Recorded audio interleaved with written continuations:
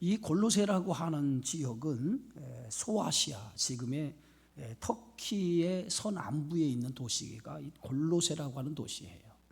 이 골로새는 그 당시 교통의 요충지였고 동서양의 사상이 만나는 학문의 중심 도시였다고 해요. 그래서 여러 가지 종교와 철학이 아주 왕성한 그 지역이 이 골로새라고 하는 지역이라고 합니다. 도시 전체가 이렇게 종교와 철학, 사상이 유행하다 보니까 골로새 교회 안에도 자연스럽게 이단 사상이 침투해서 성도들의 신앙을 아주 흔들고 여러 가지 시험에 빠뜨리는 그러한 일들이 일어나게 되어졌어요. 이 골로새 교회는요, 바울이 세운 교회가 아닙니다. 사도 바울이 세운 교회가 아니라 골로새 교회는 에바브라라고 하는 그 바울의 동역자였던 에바브라를 통해서 세워진 교회가 이 골로새라고 하는 교회예요. 이 바울은 이 골로새 교회의 형편을 어디서 듣냐 하면 로마 옥중에 있을 때에 골로새 교회에 대한 소식을 전해 듣게 되고 그 옥중에서 골로새 교회를 위해서 편지를 쓰게 되어지죠. 그것이 바로 골로새서입니다. 바울이 옥중에서 쓴 서신이 4개가 있죠. 우리 성경에 보면 바울의 총 쓴 서신이 13편이 있는데 그 중에 4편이 옥중, 감옥에서 쓴 서신이에요. 그래서 4편의 서신을 가리켜서 우리는 옥중 서신이다라고 얘기합니다. 그 첫 번째가 에베소서, 빌립보서, 골로새서, 빌레몬서, 이 4개가 바울이 옥에서 쓴 서신입니다. 오늘 바울은 이 골로새서를 로마 감옥에 써서 2 사람에게 이 편지를 골로새 교회에 전달해 달라고 부탁을 하는데 그 2 사람이 누구냐? 오늘 성경에 등장하는 두기고라고 하는 사람과 또 한 사람은 오네시모라고 하는 사람이에요. 이 2 사람에게 옥중에서 편지를 써서 그 편지를 이제 골로새 교회에 전달하게끔 하죠. 그러면서 오늘 골로새 교회에 편지를 보내는 그 2 사람 중에 한 사람인 이 오네시모를 오늘 소개하고 있는데 그 오네시모를 어떻게 소개하고 있냐면 이렇게 말하고 있어요. 신실하고 사랑을 받는 형제 오네시모를 함께 보낸다는 거예요. 신실하고 사랑받는 형제, 그는 너희에게서 온 사람이다. 이렇게 너희에게서, 골로새 교회 출신이었던 사람이다 라고 얘기를 하죠. 오네시모라고 하는 사람의 원래 출신이 어디냐면 출신이 종이었어요. 노예, 당시 노예 제도가 있을 때 그 출신이 노예입니다. 노예. 그런데 이 오네시모는 당시 골로새 도시의 유력한, 상당히 재력이 있고 유력한 사람이었던 이 빌레몬이라고 하는 사람, 그 집의 종으로, 노예로 있던 사람이 바로 오네시모라고 하는 사람이에요. 당시에 이 노예는요, 사람으로 인정하지 않고 하나의 물건으로 취급하던 시대였어요. 그래서 노예는 주인의 재산의 일부였습니다. 그렇기 때문에 노예는 함부로 주인의 그 재산이기 때문에 함부로 자신이 그 집에, 주인의 집에서 벗어날 수가 없었어요. 그런데 이 오네시모는 이 빌레몬이라고 하는 사람의 집에 노예로 있으면서 그 빌레몬, 이 주인의 재산을 훔쳐서 로마로 도망을 친 거예요. 그러니까 재산상에 굉장한 손해를 입히고 그것도 노예가 도망을 친 거예요. 그 로마로 도망갔던 이 오네시모는 자신이 훔쳐온 모든 재산을 다 탕진해버리고 말아요. 어디에 탕진했는지 모르지만 다 탕진해버리고, 그리고 그가 그 로마 감옥에 갇히게 되었어요. 어떤 일인지 모르지만 아마 재산을 탕진하고 어떤 계기로 해서 로마 감옥에 갇히게 됩니다. 근데 로마 감옥에 갇히면서 거기서 뜻밖의 사람을 만나는데 그 사람이 누구냐 하면 사도 바울을 만나게 됩니다. 감옥 안에서 바울을 만나게 되어져요.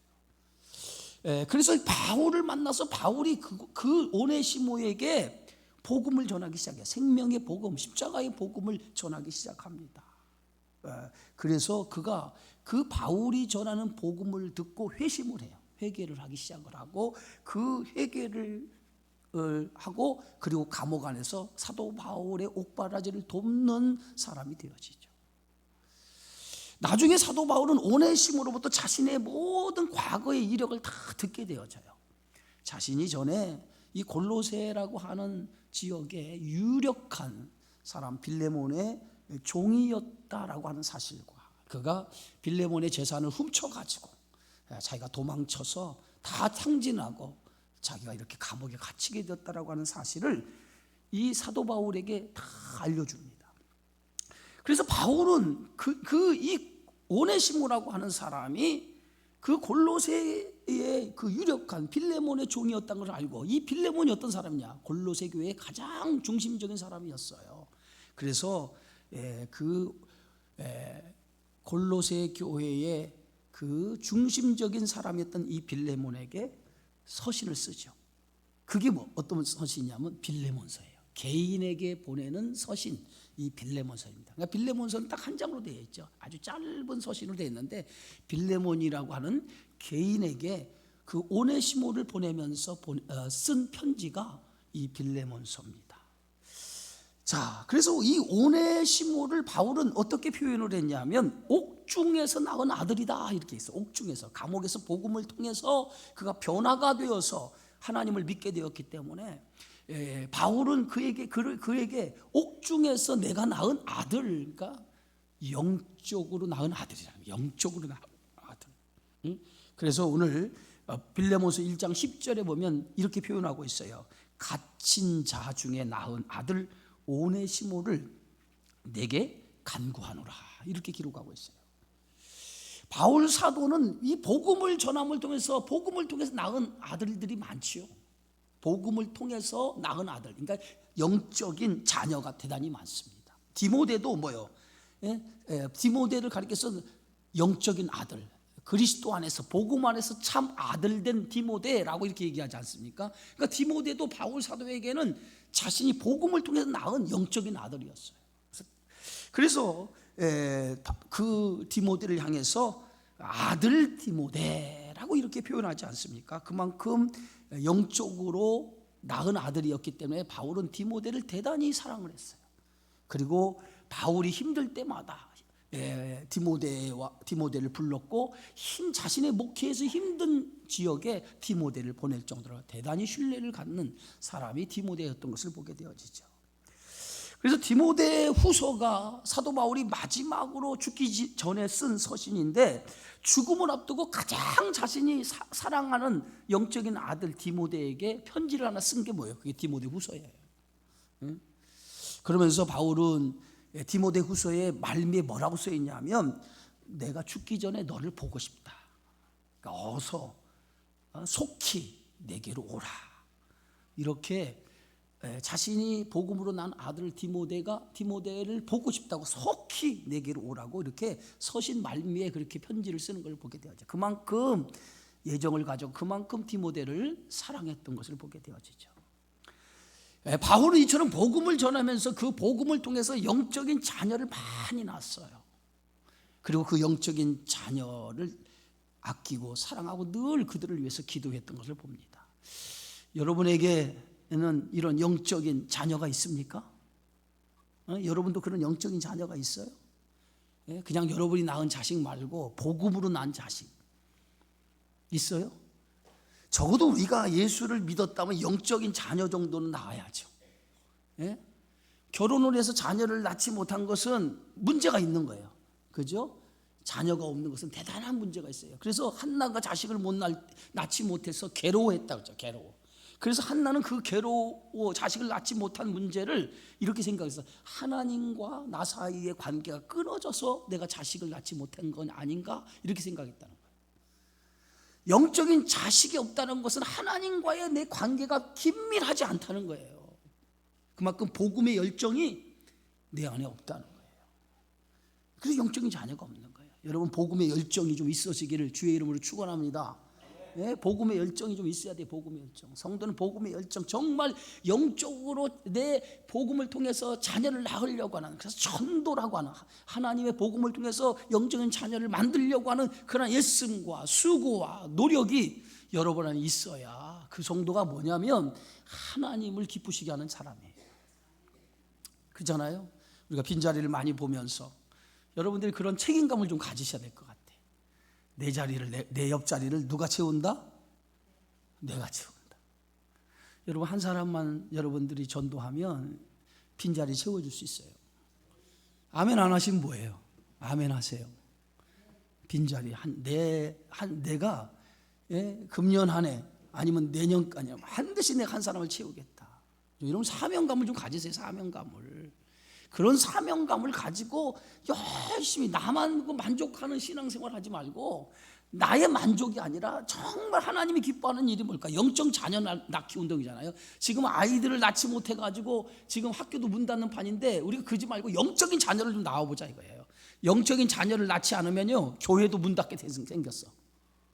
학교만 문 닫는 게 아니라 교회도 문 닫을 때가 온단 말이에요.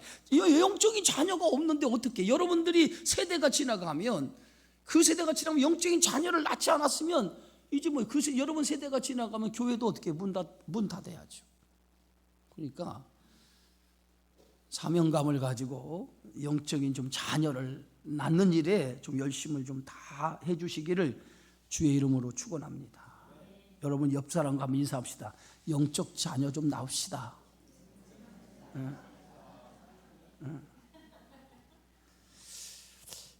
바울은 오네시모라고 하는 그 자녀, 복음을 감옥 안에서까지 복음을 전해서 그 복음을 통해서 그 오네시모라고 하는 복음의 열매를 맺게 되어졌습니다. 그래서 이 오네시모가 복음을 받아들이고 그 복음을 통해서 그가 변화가 된 거예요. 변화가 되었어요. 그래서 바울은 그 오네시모가 복음을 통해 변화가 되었을 때 아들과 같은 존재로 생각했다는, 그만큼 바울은 사랑하고 애정을 갖게 되어졌어요.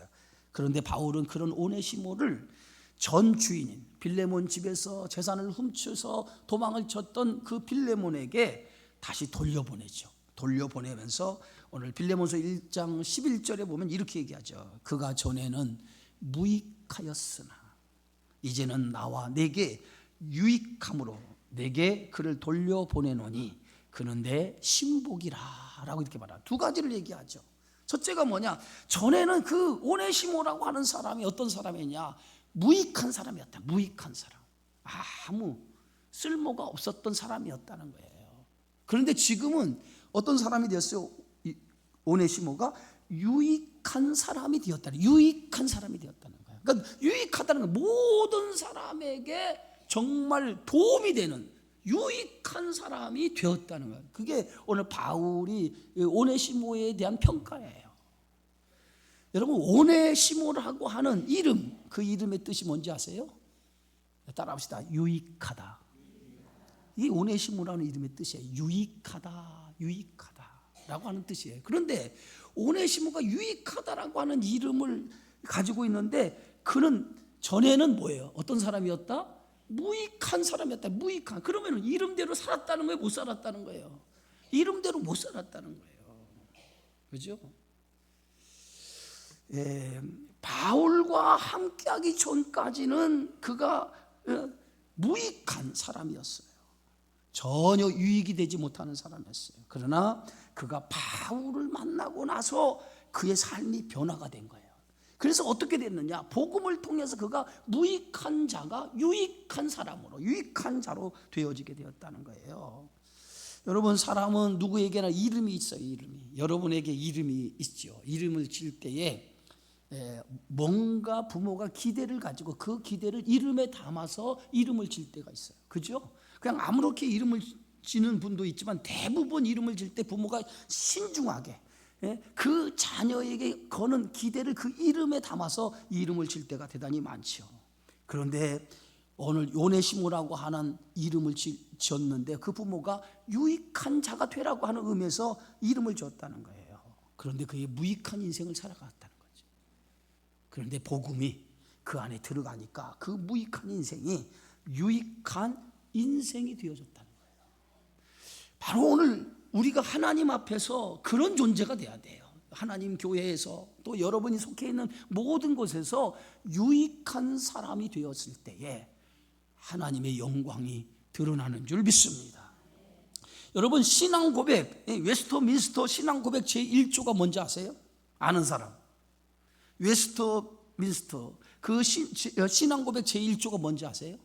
가장 유명한 그 신앙 고백이에요. 제1조. 그거 모르십니까? 예? 하나님을 영화롭게 하는 것. 그것이 첫 번째 신앙 고백의 제1조예요. 모든 인생의 목적이 뭐냐? 하나님을 영화롭게 하는 거라는 거예요. 그래서 웨스트민스터 신앙 고백의 첫 번째가 우리는 하나님을 영화롭게 하는 것이 우리의 인생의 목적이다, 그렇게 선언하고 있어요. 예? 하나님이 인간을 만든 목적도 여기에 있어요. 하나님의 영광을 위한 존재로 인간을 만든 거예요. 그렇죠? 그래서 오늘 빌립보서에도 보면 하나님의 영광의 찬송이 되게 하려 하십니다 라고 하는 말이 여러 차례 빌립보서에 보면 여러 차례 그 말씀이 나오죠. 예배소에도 나오고. 그런데 하나님의 영광과 찬송이 되지 못하고 하나님 뜻에 반역한 무익한 존재가 되었다라고 하면 얼마나 하나님이 실망하시겠어요. 그죠?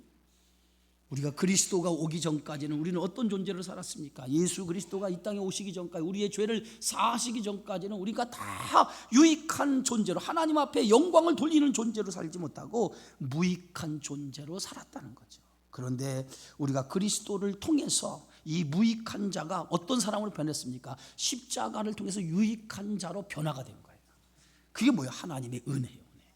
은혜. 오늘 오네시모라고 하는 사람도 예수 그리스도의 생명의 복음을 받기 전에는 사람들에게 무익한 존재로 살았어요. 남에게 해를 끼치고 노예로서 남의 재산을 강탈하고 훔쳐서 도망가다가 그 나쁜 짓을 하다가 로마의 감옥에 갇히는 사람이 되었어요. 전혀 쓸모없는 사람이 되었어요. 그런데 그가 복음을 받아들이고 그 복음을 통해서 회개가 이루어지고 그 회개를 통해서 그가 이제는 무익한 사람이 변화해서 유익한 사람, 바울 사도의 복음을 전하는 일에 함께한 사람이 되었고, 그 마지막까지 바울과 동행하는 사람이 되었다는, 그리고 나중에 골로새 교회의 큰 일꾼이 되었다는 거예요. 무엇이? 복음이, 십자가의 은혜를 그가 깨달을 때 그런 존재가 되었다는 거예요. 어찌 보면 우리가 복음의 능력으로 우리 삶이 변화가 되어야 될 줄 믿습니다. 무익한 종이 아니라 이제는 유익한 종으로, 그래서 하나님 앞에 쓸모있는 유익한 종이 되어지는 그런 축복이 여러분 안에 일어나기를 주의 이름으로 축원합니다. 그래서 오늘 오네시모는 어떤 사람이라고 얘기했습니까? 두 번째는 내 신복이라고 했어요. 내 신복. 그는 유익한 자라. 오네 신실하고 사랑받는 형제 오네시모를 함께 보느니 너에게 온 사람이라, 그렇게 말하면서 이 오네시모는 뭐예요? 내 신복이라고 그랬어요. 디모데서에 보면, 그 빌레몬서에 보면 내 신복이라고 그래요. 신복. 여러분, 신복이라고 하는 말의 뜻은 두 가지 의미가 있어요. 첫 번째는 뭐냐면 누구보다도 사도 바울의 의중을 가장 잘 아는 사람이라는 거예요. 의중을 잘 아는 사람. 그러니까 바울의 의중을 가장 잘 아는 사람, 그게 신복 아닙니까? 그래서 누구보다도 오네시모는 사도 바울의 의중, 사도 바울이 가지고 있는 그 의중을 누구보다 잘 알고 있었어요. 그래서 골로새 교회에 편지를 쓰면서 두 사람에게 편지를 들려보내는데 그냥 아무나 들려보내는 것이 아니라 한 사람은 누구예요? 두기고라고 하는 사람, 또 한 사람은 누구예요? 오네시모를 편지를 들어서 보내는 건데, 바울의 의중을 너무도 잘 알고 있기 때문에 이 편지를 보내면 이 편지와 함께 바울의 의중을 가지고 오늘 골로새 교회에게 잘 설명할 거라고 생각을 하고 그 오네시모를 편지에 들려서 보내게 되어졌다는 거예요. 누구보다도 이 오네시모는 바울의 마음을 잘 알고 있었고 바울을 대변하는 사람이었다는 거예요. 그래서 여러분도 하나님의 일에 있어서 하나님의 뜻을 누구보다 잘 알고 그 뜻을 위해서 살아가는 그러한 신실한 믿음의 사람이 돼야 돼요. 그게 뭐예요? 하나님을 기쁘시게 하는 사람이라는 거죠. 두 번째는 이 오네시모는 어떤 사람이냐? 신복이라고 하는 뜻은 뭐냐면, 따라합시다. 심장이 같은 사람이다. 심장이 같은 사람이, 심장이 같은 사람. 이 심장이라고 하는 것은 뭐예요? 예? 뭘 얘기합니까? 빌립보서 1장 8절에 보니까 이렇게 써 있어요. 내가 예수 그리스도의 심장으로 너희 무리를 얼마나 사랑하는지. 그러니까 내가 너희를 사랑하는 마음을 어떻게 배우지? 내가 예수 그리스도의 심장으로, 그리스도의 마음, 그리스도의 심장을 가졌다. 그 심장으로 너희를 사랑한다는 거예요. 그리스도가 나를 사랑하는 그 뜨거운 마음처럼 내가 너희를 사랑한다는 거예요. 그러니까 오늘 예수님께서는 그 뜨거운 하나님의 사랑으로 우리를 사랑하셔 십자가에서 자기의 모든 것을 내어주면서 우리를 구원하시지 않았습니까? 그 구원의 그 큰 사랑, 그 큰 사랑이 바로 그리스도의 심장의 뜨거운 마음, 그 우리를 사랑하는 그 뜨거운 마음을 오늘 그렇게 표현한 거예요. 바울도 그렇게 얘기하죠. 내가 그리스도의 심장, 그리스도가 우리를 사랑하는 그 뜨거운 마음으로 내가 너희를 사랑하는 것을 너희가 알기를 원한다 그랬어요. 그래서 바울과 이 오네시모는 그런 나와 같은 뜨거운 마음을 가졌다는 거예요. 뜨거운 마음, 성도를 사랑하는 뜨거운 마음, 하나님을 사랑하는 뜨거운 마음을 가졌다는 거예요. 그래서 그런 심장을 가졌다는 거예요. 여러분도 하나님을 사랑하는 뜨거운 마음이 있기를 주의 이름으로 축원합니다. 심장이 팔딱팔딱 뛰어야 돼요. 뜨거운 마음으로 팔딱팔딱 뛰어요. 심장이 뛰지 못하면 어떻게 됩니까? 죽죠.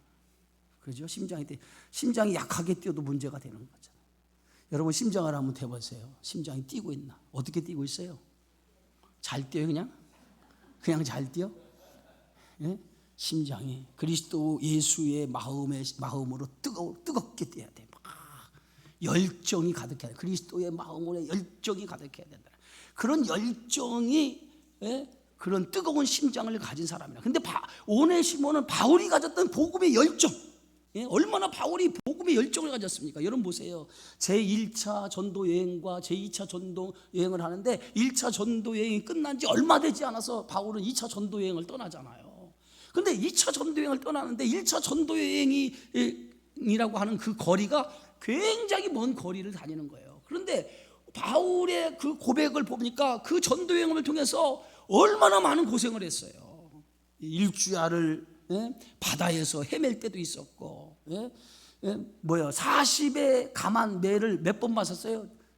여러 번 맞았다고 그랬어요. 여러 번. 40의 감한 매는 40에서 한 대를 감한 매예요. 그럼 몇 대 맞았다는 거예요? 39대. 곤장을 몇 대 맞은 거예요? 우리나라 말하면 곤장이에요. 곤장을 39대를 여러 차례 맞았다는 거예요. 여러분 곤장 맞아본 적 있어요? 없잖아요. 그런데 그렇게 그런 복음을 전하 그런 봉변을 당하고 왜 배를 타고다 배가 뒤집어질 위기, 또 배고픈 먹지 못해서 줄이고, 추위에 따라서 그 추위 때문에 얼어 죽을 뻔하고 별 어려움을 다 당했어요. 뭐 하다가 자기가 먹고 사는 일을 하다 그랬습니까? 뭐 하다가요? 복음을 전하다가 하나님의 복음을 전하다가 그런 어려움을 당한 거예요. 그런 어려움. 그런데 그 어려움을 당하고서도 복음을 전했단 말이에요. 그리고 나서 다시 돌아와서 또 다시 제2차 전도 여행을 떠나는 거 보세요. 얼마나 가슴이 뜨거우면 큰 고생을 해서도 2차 전도 여행을 또 출발할까요? 여러분 잘 아는 것처럼 마가는 1차 전도여행에 합류했다가 그만 중도에서 포기해버리잖아요. 얼마나 전도여행이 힘들면 나는 못하겠습니다. 나는 도저히 같이 동행하지 못해. 너무 힘드니까 그냥 중도에서 나는 못합니다. 두 손 들고 그냥 돌아가 버리고 말았어요. 그런데 바울은 그 힘든 전도여행을 감당해서 수많은 교회 가서 고통, 박해를 받고 때로는 엄청난 시련을 받으면서도 복음을 전하고 돌아와서 또다시 2차 전도여행을 가고 또 3차 전도여행을 떠나고 대단한 사람 아닙니까? 이것이 뭐냐? 그리스도의 뜨거운 마음을 가졌기 때문에 가능하다는 거예요. 그러니까 우리가 적어도 그리스도를 믿는 성도는 이런 뜨거운 열정, 뜨거운 마음이 좀 여러분에게 있어야 될 줄 믿습니다. 누가 시켜서 하는 게 아니라 가슴이 뜨거우면요 가만히 있을 수가 없어요. 가만히 있을 수가 없어요. 뭔가 좀 뭘 하고 싶은 마음이 막 생기는 거. 그게 뭐냐면 가슴이 뜨거운 사람이에요. 여러분 안에 뭔가 해보고 싶은 뜨거운 열정이 있습니까? 대답을 안 하는 거 보니까 이제 이 나이에 뭘 할까? 제가 이번에 우리 문화부에서 가을 음악회를 했는데 가을 음악회를 준비하면서 하는 그 모습을 가만히 보니까 이 일은 제가 시킨 게 아니거든요. 이 찬양대 자체적으로 그들이 서로 의견을 내고 서로 그들이 마음을 묶어서 하게 되니까 그들이 스스로 막 자발적으로 헌신하더라고요. 또 헌금했어, 재원도 만들고 막 자기들끼리 모여서 이렇게 프로그램 이렇게 하고 막 그 기간 동안에 사람들이 성가대 성회원들이 눈동자들이 반짝반짝 빛나더라고. 막 반짝. 어떤 때 보통 때는 눈이 딱 힘이 없어져 가지고 그랬는데 그 가을 음악에서 눈동자들이 반짝반짝 빛나면서 뭔가 하고자 하는 막 의욕이 막 있으면서 그들이 막 서로가 하나가 되면서 막 하더라고요. 이게 뭐예요? 뭔가 마음이 뜨거우니까 막 그들이 자발적으로 그 일을 하게 되는 거예요. 이런 열정이 이 가을 음악회만 있어서는 안 돼요. 이런 열정이, 복음을 전하는 마음의 열정이 오늘 여러분이 신앙생활 하는 가운데 그런 뜨거운 열정이 좀 있어야 돼요. 그런 열정이 있을 때에 그 열정을 가진 사람을 통해서 하나님의 역사가 나타나는 거예요. 교회는요, 한 사람만 죽으면 교회는 살아나. 교회 학교요? 예? 우리 여러분 지금 잘 아는 그 화양감리교회라고 하는 교회가 있어요. 화양동에. 그 건대 앞에 화양교회라고 하는 감리교회에 있는데 굉장히 오래된 교회예요. 그런데 그 오래된 교회에 그 여자 사역자가 하나 들어왔어요. 예, 그분이 대학 선교에 미친 사람이야. 대학 선교. 그 주변에 세종대, 건대 여러 대학이 있잖아요. 그 사람이 대학 선교에 미쳐서 학교에 들어가서 복음을 전하고 목사님과 함께 헌신하니까 그 교회에 청년만 1000명이 넘어요. 그 한 사람 때문에. 아예 미쳤어요. 여러분이 교회에 우리 부흥이 안 돼요? 여러분들이 미치면 따라합시다. 미치면 사람들이 못 말린다. 미친 사람 말리겠어요? 말려요? 못 말려, 미친 사람. 그러니까 우리는 어떻게 미쳐요? 복음에 미쳐야죠. 복음에 미친 사람이 돼야 돼요. 복음에 미친 사람이 되는데 복음에 미치지 않고 먹고 사는 일에 미치니까 이게 안 되는 거야. 그죠? 복음 헌신적.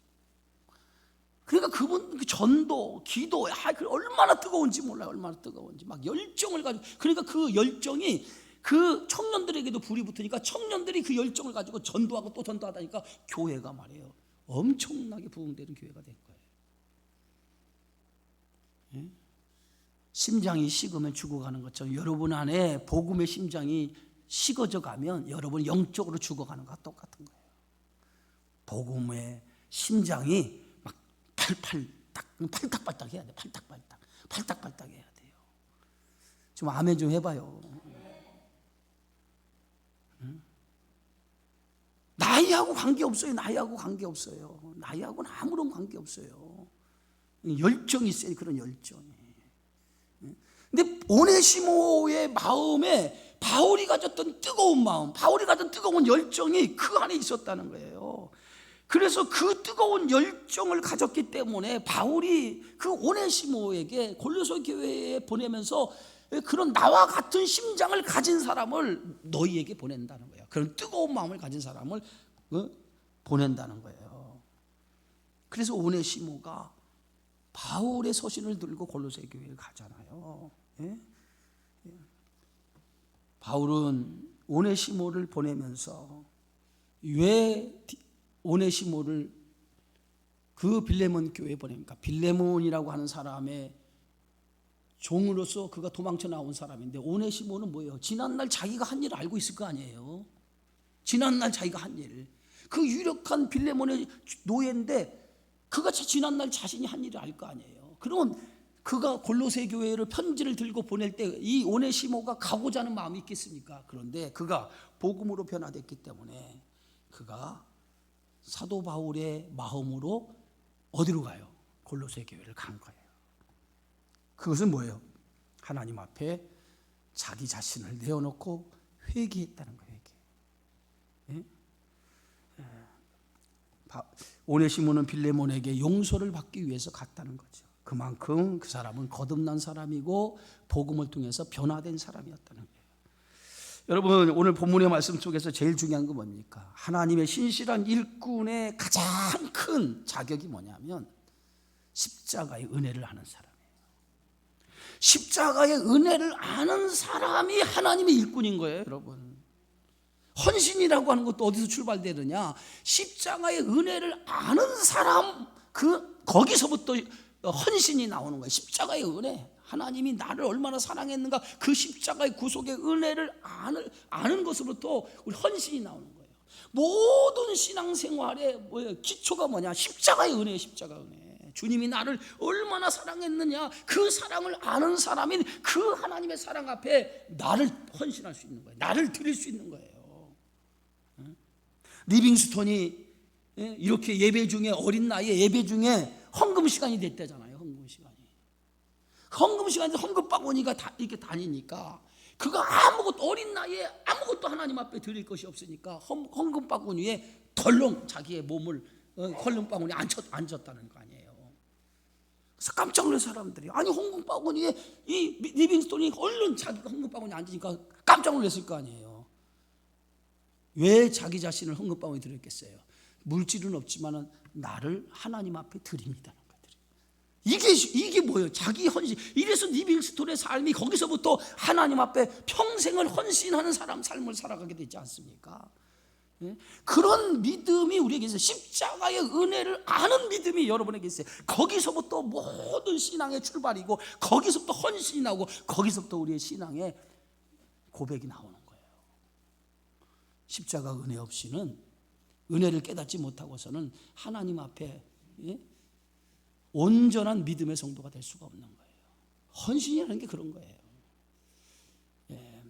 여러분 안에 십자가의 은혜가 있는지 한번 늘 새겨봐야 돼. 늘 돌아봐야 돼. 하나님의 은혜를 내가 잊지 않았는지. 그래서 예배소 교회에게 보낸 그 서신 가운데 오늘 우리 요한계시록에 보면 너희의 첫사랑이 어디에 떨어졌는지, 너희의 사랑이 어디에 첫사랑이 어디에 떨어졌는지 그것을 한번 뒤돌아보고 다시 회복하라고 얘기하죠. 첫사랑이 뭡니까? 십자가의 은혜를 너희가 너희 안에 사라졌는지를 다시 한번 떠올리고 그것을 회복하라고 얘기하지 않습니까?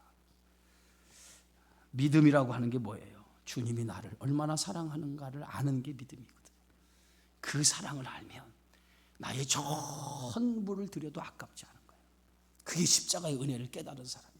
오늘 이 오네시모라고 하는 사람은 그런 믿음을 가진 사람이에요. 하나님의 은혜를 깨닫고 나니까 자기가 얼마나 잘못된 삶을 살았는지를 깨닫게 되고, 자기 삶을 회개하면서 돌이켜서 하나님 앞에 무익한 자가 아니라 유익한 자로서 자기 인생을 살아가기 시작하니까 골로새 교회의 큰 일꾼으로서 하나님 영광을 드리는 사람이 되었던 거예요.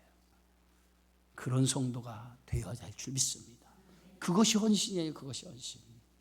오늘 문화부 주관으로 드려지는 이 헌신 예배인데, 그냥 여러분들이 헌신 예배 드리는 자리를 채우기 위해서 여기에 드리지 마시고 평상시에 정말 하나님의 은혜를 가슴에 새기고 살아가는, 그래서 나를 들여서 헌신하는 믿음으로 살아가는 문화부 회원들, 또 여러분 모두가 되어지기를 주의 이름으로 축원합니다.